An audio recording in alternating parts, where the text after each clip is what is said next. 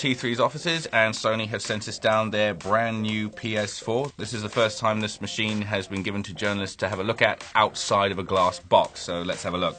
As you can see, it's very, very sleek in its design. It basically looks like the Xbox One in a wind tunnel.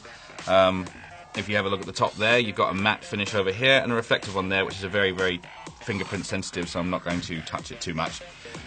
At the back, you've got several ports. You've got your HDMI, you've got your optical port, you've got your LAN connector, you've got your AUX port, and you've obviously got a port for the power cable to go in. You've also got a huge series of vents back here, so this probably keeps the machine quite cool.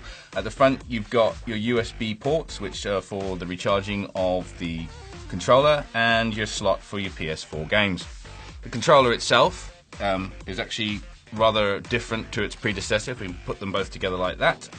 Looking at the side-by-side, the PS4 controller is a little more chunkier than its predecessor, but its joysticks are a lot smaller and they fit more flush against your thumbs.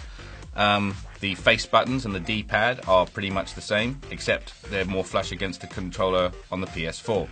The triggers are also a lot smaller, as are the shoulder buttons.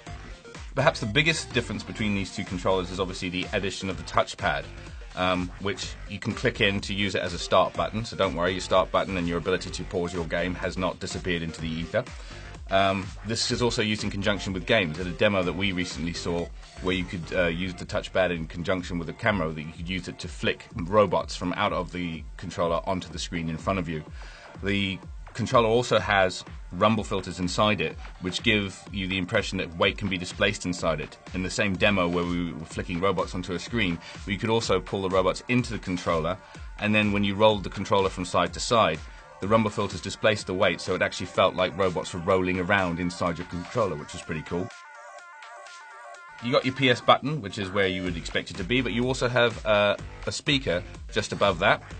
On the back, you've got a port for a bespoke PS4 headset, and on the front you obviously have the port for your recharge cable.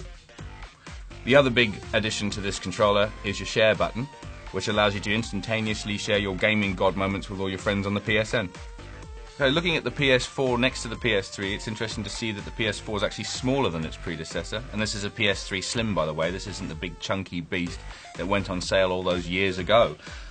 If I hold the PS4 over the PS3, you can actually see that the PS3 sticks out on either side of the PS4. A lot of people like to store their PS3 on its side, like so. I'm not sure I would actually try that with the PS4. I mean, we have been sent a stand for it, so apparently you can stand it on its side. But the stand itself, as you can see, doesn't really increase the PS4's base very much. So I don't know about you, I'd probably store this as is underneath my television set.